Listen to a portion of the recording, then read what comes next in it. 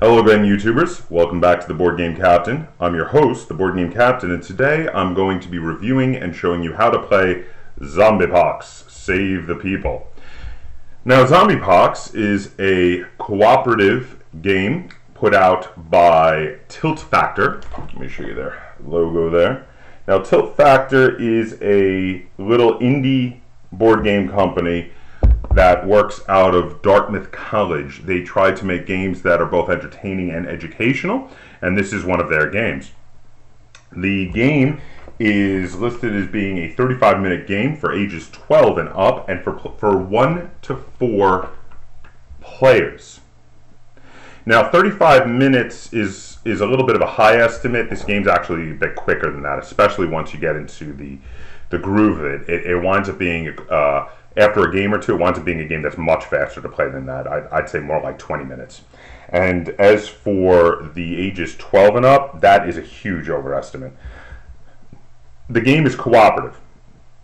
So if some of the players are a bit younger, that's okay. You're going to help them. They're not going to be lost. They're going to pick it up as they go, and it's not overly complicated. So 12 and up's a big overestimate. I really, as long as some of the other players are older and understand how the game works, I think you could go as low as maybe 7. I mean, I think that's a big overestimate. As for the 35, I already said that. As for the 1 to 4 players, this game has a solo variant because it is, in fact, a cooperative game. Whether you're playing 1 player or 4 players, you're all on the same side. When you have multiple people, there's a lot of discussion going on and planning from turn to turn of what you're going to do. Now, zombie games are all the rage and have been for years, but this doesn't really play like a zombie game. This plays more like a disease prevention game like Pandemic, where you're trying to stop the spread of the zombie plague. You're not really fighting zombies, you're fighting the virus. It's a little bit different, and there aren't a huge amount of games like that. There are a few, but this is one of them. So let's have a look at the components, shall we? I'll open up the box. So you've got the rule sheet. Now, as you can see, it, like I said, the rules are not super complex. As you can see here, it's 2 pages, 2 sides, 2 pages. And that's it for the rules. It's not an overly complex game. Pretty easy to pick up.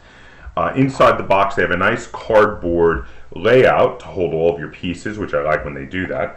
Now, the board, this is one of those where, possibly to save on funds, they went with a board made from mouse pad material. I like a lot of these old mouse pad companies, which used to get a lot of money from selling custom mouse pads and such. Now that people don't buy mouse pads as much anymore because the laser mice don't need them, a lot of them have taken to making custom pads for gaming companies, and I've started to see a number of these boards made from the mouse pad type rubber and fabric, which is nice. I mean, it's an interesting alternate way to do it, and I mean the material is quite durable. It's stretchy, you know. It's not gonna fall apart on you. So this is the board, and as you can see now, looking at the board for ZombiePox, it's primarily a bunch of pictures of people, along with a couple of zombies that are already there in the middle. You've got people of both genders and all ethnicities, a nice stretch, nice mixture of humans, and you've got some babies. And if you played this game before, you know what I mean when I say goddamn babies. But we'll get to that in a minute, because they're a pain in the ass. Next, in the components, the next thing I want to show you is these nice little plastic case they give you for your counters. Now, the counters are primarily these plastic discs. There are green ones and there are red ones. Now, usually green is good in games and red is bad, but in this particular case, green is the color of infection. When people catch the zombie plague, you put the green tokens on them. When people are vaccinated, once you start getting some vaccinations going, you put the red token on them, they can no longer be infected. There are also these little cardboard punch-out tokens that look like zombies. And when someone is completely surrounded on the board by zombie plague, they turn into a zombie, and that's bad. They can never be cured again, and they're done. And if you get too many zombies on the board, you will lose. A big part of the game is stopping the spread of the plague and stopping more people from turning into zombies, so very important. The final component of the game is the deck of cards. It also has a nice little plastic case. Even though they're a tiny little company, I think their packaging was quite nice, and that is something I do have to commend them for. These separate plastic cases for the cards and the tokens, plus the nice cardboard punch-out form to hold all of the materials in there. Actually, a lot better than some of the big companies do. So that is definitely a positive. Now, the ZombiePox deck looks like this on the back. You see it says ZombiePox, and when you draw cards from it, it shows you which way the plague spreads, and then on the bottom it'll tell you something about the spread and what you can do. So for instance, in this case, ZombiePox will spread to the right, and it says spread ZombiePox, excuse me, to the left. Can't tell my left from my right today, apparently. It says spread ZombiePox to the left of all existing infections. Vaccinated people are protected. And then after you do that, you can vaccinate 3 uninfected people or cure and vaccinate 1 infected person. And it's your choice, and that's, you have to weigh the options. Is it better to cure somebody and vaccinate them, or is it better to vaccinate multiple people and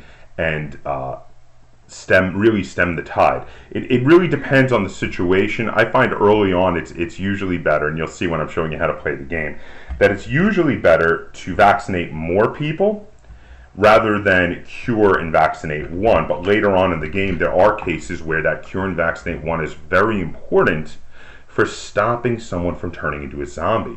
And again, you lose the game if you have too many zombies on the board. So it is one of these where you and your teammates will need to do some debating on that. We'll get into that in a minute. So let's head over, and I'm going to show you how a game of ZombiePox is played.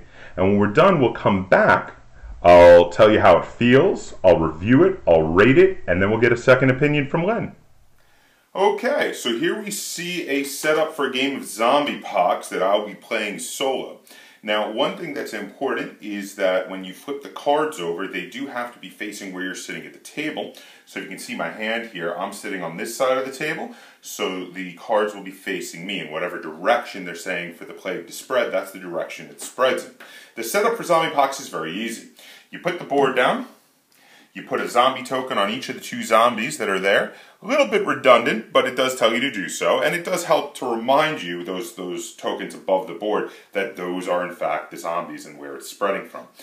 You then have a spread over here next to the board of your vaccination tokens, your infection tokens, and your zombie tokens, which are going to be very necessary, and you give a quick shuffle to the ZombiePox deck and have that next to the board as well. Now, that's it. The game is set up, so let's give it a try. So I flip over the top card, and it tells me that the infection spreads to the left. Ooh, well that means that right now we have to put some infection tokens on the people to the left of either zombies or infected people. So here, this nice lady there and this nice gentleman there, they get infected by the ZombiePox. I wasn't able to save them, but I can stop the spread and maybe cure them later. Because after it spreads, I can vaccinate 3 uninfected people or cure and vaccinate 1 infected person. Now, once a person is a zombie, you cannot cure them. So these people that start as zombies are unable to be cured. In addition, and the reason I said damn babies earlier, the babies, which are known in the rules as quote-unquote vulnerable people, the babies cannot be vaccinated. They're too young. They haven't reached the minimum age where vaccination is safe for them. Because of that, because they can never be vaccinated, they are quite vulnerable to the zombie plague. If a baby ever becomes infected with the plague, they instantly turn into a zombie. The other way that someone can become a zombie is if they're surrounded on all sides by either, all four sides that is, diagonals don't count in this game. So for instance, let's say this gentleman here is surrounded to the bottom, left, right, top, all sides by either infected people or zombies. They will turn into a zombie themselves. We'll see if that happens during this mock game we're playing here. If a baby gets infected, again, they instantly turn into a zombie, and depending on the difficulty you have chosen, when you hit a certain number of zombies, you lose. The difficulty I usually like to play on is 4 zombies. Since there are 2 already on the board, if I get 2 more zombies, I lose. That's a little bit of a more difficult difficulty, but after playing it a number of times, I found that the easier ones weren't challenging enough. So I ramped it up to there, and that's where I like it, where sometimes I lose and sometimes I win, but it is a challenge. So I can now do 3 vaccinations, and I'm going to do that instead of curing and vaccinating one person. And the reason I'm going to do that strategically is that with 3 vaccinations, 2 out of 3 of those can completely stop the spread in a single direction right now. I could either vaccinate up or down, and if I were to get a, from my angle, that's left or right, and if I were to get a spread in that direction, it will not spread in that direction. Now, to decide which one to do, I'm going to do up, and the reason I'm doing that strategically is because up is already closer to the babies on that side, and I want to stop that. Now, for my other token, and this is where I really have a big choice to make, do I want to stem the tide either down or up for me, or do I want to stem the tide to the right? It's a good question. I'm going to go with right. This is a bit of an all eggs in one basket. If it goes either right or left, there's going to be very little spreading, but if it goes up or down, I'm going to be in trouble. Let's find out how it works out for me. It goes to the right, so that's not bad, because I only will spread from one infection to the right. Excuse me. Yes, that is the correct color. So that gentleman there, he gets infected, but that other gentleman on the other side was protected. Now, again, this particular card allows me to do 3 uninfected people can be vaccinated, or I can cure and vaccinate one person. So I'm going to, again, vaccinate 3 people. So I'm going to vaccinate this nice lady right there. And then I'm going to want to start stopping the continual spread in all directions if I can. So I'm going to vaccinate there and there, because this side is getting a little dangerous. I'm going to want to try to get it in check. So let's see what happens. We're going to flip it up. Uh-oh! The ZombiePox is going to spread up and to the left of all existing infections. That is rough. That's a big spread. So, we spread here, here, and here for the up. Now there was no left because we were vaccinated to the left there, but we do spread here and here for the up also. Now that's getting dangerous because, as you see, this gentleman right here, he has 3 sides of him, either zombies or infected people. If it spreads up one more time, if I don't vaccinate her, he is dead and will become a zombie. So now again though, I can stem the tide a bit here. I've got 3 vaccinations I can do, and I'm going to use them, at least one of them, to stop him from becoming a zombie, because that's bad. But also, I have to keep the disease away from the babies. Very important. So I'm going to use my other 2 to do that, because over here, it's getting way too close to the babies for comfort. So I'm going to try to stem the tide there, and hopefully that'll work. Let's see what happens. Uh-oh! It worked over there, but over here we're going to have one more spread, because it is spreading to the left. That's not too bad, but I am going to, again, have to protect that baby there. Now, also over here, we're getting in a dangerous area again, because it could very easily, if it spreads up, turn him into a zombie. So I'm going to get my 3 vaccinations to spend. I'm going to spend here and here to protect the baby. And then I'm going to spend here to keep him from becoming a zombie. And again, as you see, like I said before, it's very important early on to do multiple vaccinations rather than spending your time curing a single individual, because this will stem the tide. Once we've slowed down the tide, we can start curing individuals that might become a zombie on the next turn, but only once we really have the disease in check. Now, the ZombiePox spreads down. So, it spreads to here from her. It spreads here and here from them. And again, I can vaccinate 3 uninfected people, or I can cure and vaccinate 1. Well, over here, again, this gentleman now is in very grave danger. Because if it goes, it has 2 directions it could go in, that he could wind up becoming a zombie very easily. This woman also, but over here, also I'm in danger of infecting the baby, and that's really bad.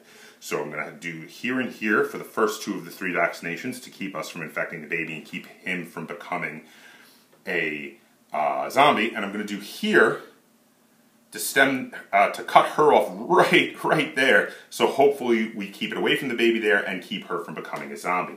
Let's see how that works out. Uh-oh, outbreak. The zombies have bitten Suki. Place an infection on a picture of Suki, but only if she is next to uninfected, unvaccinated people. Otherwise, do not infect her. So I have to infect a Suki somewhere. Now this is Suki with the curls, the brown curls, and now you don't want to infect a Suki that's right next to a baby though. So that's not what I want to do. I can't do this one because she's next to a vaccinated person, or this one either for the same reason, and that one's next to a baby. I don't have a lot of good choices for infecting certain Sukis around the board. As I look, my best option is this Suki here. She's not next to any already infected or vaccinated people, so I can infect her, and she's not directly next to a baby, though she could be next, her infection can spread to right next to the baby very easily. Unfortunately, this particular card only allows me to vaccinate 1 uninfected person against the ZombiePox. And here's where it's going to get a little tough. I really want to stop the plague from spreading from that Suki towards the baby. She's got 2 different directions it could spread in. I can only stop 1 of them. So I got to pick one and hope for the best. So I'm going to vaccinate there and really hope it doesn't go to the left. Oh boy, let's see what happens. Another outbreak! The zombies have bitten Mary. Now Mary has like a bob haircut here. That's Mary. Mary says I have to place one on her again, not next to anyone who's been infected or vaccinated. Oh boy. Cannot infect a Mary that is next to infected or vaccinated people. So let's take a look around at some Marys. There's a Mary there. That's a bad idea though, because she's right next to a baby, and I don't want to infect anyone next to a baby. Again, she's not terrible. She's like Suki was. So I might do her, because looking around the board, same situation over here. She's not next to a baby, but not far from a baby either. This one, though, actually might be best, because we've got 2 directions from her already, which she can't spread in if it goes, and then only 2 directions she can go to spread to be near the baby. So I'm actually going to infect this Mary right here. Poor Mary gets bitten by a zombie and gets infected, and I have to pick a direction to stop the spread. I'm going to pick down and really hope. Now I've got 2 real big problems here. This could be very, very dangerous. It spreads to the left. Oh boy. This is looking like it's going to cause me some grief. So over here we spread up, to the left. All of this is okay, but where it's going to cause me the grief is over here. I had the outbreak on Suki. It is now spreading right there, right next to the baby. So now this is a case where I'm probably going to want to do a cure and vaccinate. And the reason I'm going to want to do a cure and vaccinate is if I can cure and vaccinate this Mary right here, I can stop it from spreading to the baby. On the other hand, vaccinating 3 people might really get this under control. So there might be a bit of debate if we're playing this game right now. Do we vaccinate 3 people and stop the spread? Do we risk infecting the baby? Because, again, if it goes down, we could be right next to infecting another baby. And over here, we could possibly be right next to infecting another baby. What do? I mean, you know what I'm going to do? I'm going to vaccinate 3 people. I still want to get this under control, and I haven't gotten any extra zombies yet on the board, and I'd like to stop that. So I'm going to risk infecting the baby, dangerous as that is. So I'm going to start by vaccinating up here so that this baby can't get infected. And then looking over here, we're pretty well in hand going this way except there. And we're pretty well in hand going this way except there, but over here we're not well in hand going in this direction towards me. So that's what I'm going to do. I'm going to vaccinate there, and I'm going to vaccinate there. And hope for the best. Hopefully this is going to be all right. Outbreak. The zombies have bitten a Max. Now Max is this gentleman with the comb over. His Max. Comb over and a mustache. So again, I'm in that situation again. Where do I infect Max? Is there any place that's a safe place to infect a Max? And there's no really good safe places to infect a Max. I'm going to have to do one that's just not terrible, is what it comes down to. And a not terrible Max to infect is this Max right there. And again, I get 1 vaccination to work with here. So I'm going to have to just pick one and, again, hope for the best. So I'm going to vaccinate that nice lady right there. And this is how the game goes. We keep flipping, and we keep hoping for the best, and then we try to head it off. Now, if you were to, let's say, this next one here, the zombie plague spreads upward. Well, that will infect the baby. If it infects the baby, that baby immediately becomes a zombie. That's tough. You can't cure that zombie. That's it. That zombie is on the board. And once they're on the board, they are not able to be cured. Now, let me just show you a couple other situations where you would get zombies. Let's say over here I had not vaccinated this person. And let's say the zombie plague had then spread up like I just drew the card for. Well, that would infect over here, with all 3 of these people spreading up, that would infect these 3 people. Now this person here would turn into a zombie. They're surrounded on all sides. This poor woman here would also turn into a zombie because she also isn't surrounded on all sides. She has no one over here to help her not be surrounded on all sides. That would be a 2 zombie spread and would be very dangerous, which is why I headed it off first to keep that from happening. But those are situations in which you have more zombies. Now, if I had this many zombies on the board, I lose. So that is a problem. But thankfully, I had vaccinated the person over there. This is how it looked. So that upward spread would only spread here and here, and therefore not turn anyone into zombies, and I could keep going. But it would have turned this gentleman here, this little baby, into a zombie. So I would be 1 zombie away from losing. So I'd really have to hustle to try to stop the spread. And really at this point, it would be up to luck to keep me, because I can only, because I have a limited number of people I can vaccinate. So I have to do my best to vaccinate places that I know would be most dangerous if I can. But sometimes it's really up to luck. You have to take a guess and decide, am I going to vaccinate up? Am I going to vaccinate down? Am I going to vaccinate left? Am I going to vaccinate right? Because I can't vaccinate all of them. Which ones are most dangerous? Do I want to head them off, or do I want to have directions where I vaccinate everything and nothing can spread in that direction, and it's going to be up to you to decide. And that is how you play a game of ZombiePox. So let's head back. And I'm going to tell you about how the game feels and how it plays, and I'm gonna rate it, I'm gonna review it, and we're gonna get a second opinion from Lynn. Well, that's how you play a game of ZombiePox. Couple quick notes I wanted to make. One is that I forgot to tell you how to win. Now, you win the game of ZombiePox by making it so that the ZombiePox can no longer spread. So if you have ZombiePox completely surrounded and it cannot spread without an outbreak card, the game stops, you win, and you all win as a team. A couple other notes I wanted to make were specifically about some particular game situations. Now, you saw that I did show there was a situation where someone against the edge of the board, they're a little easier to get fully surrounded. That works even more so if someone in a corner gets infected. They're also easier to stop from getting turning into a zombie and stop the spread from them because they're in a corner. So they're kind of a double-edged sword. They can be easier to protect, but also easier to turn into a zombie, and you have to keep a watch out from that. The other thing is that with the outbreak cards, where they say how someone who is of the particular person, one of the particular people on the board becomes infected, but they can't be next to someone who's already vaccinated or already infected.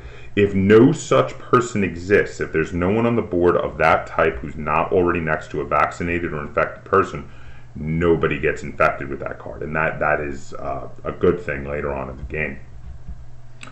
Something else I wanted to specifically note about the rule book is one little problem I had with it. Now, I want to show you here the different difficulties. It says, what's your zombie tolerance? That's where you decide how difficult you want it to be. And as you can see, you have Guardian, which is 4 zombies, Survivor, which is 6 zombies, Protector, which says 5 zombies, and Hero, which says 2 zombies. Now, these are the different difficulties. The less zombies, the harder it is. But there's an obvious typo here, and that is on Hero, which says 2 zombies, because the number of zombies on the board include the number of zombies that are already on the board. It specifically tells you this. There are already 2 zombies on the board, so if you were to play at Hero level, you literally lose before you start playing. It doesn't make any sense. Now, judging by everything else, as it goes in difficulty from 6, 5, 4, the obvious next number would be 3. The 2 must be a typo, which means that if you were to play Hero level, 1 more zombie on the board should be it. That's what makes you lose. Now, this is a minor gripe. It's easy to figure out what the problem was. It's obviously a typo, but I just wanted to point that out, that there is a typo in the rules there. How does the game feel? The game is pretty fun. I mean, it plays in a interesting co-op manner. These co-op games are a little bit of a newer thing. They're a newer mechanic that's been around only for the last few years, maybe about 5 years at the most. And there's still not that many of them out there, and I do find them interesting. They're a breath of fresh air when normally most games are competitive, and some can be viciously so, though I generally don't like playing games that are vicious, if you will.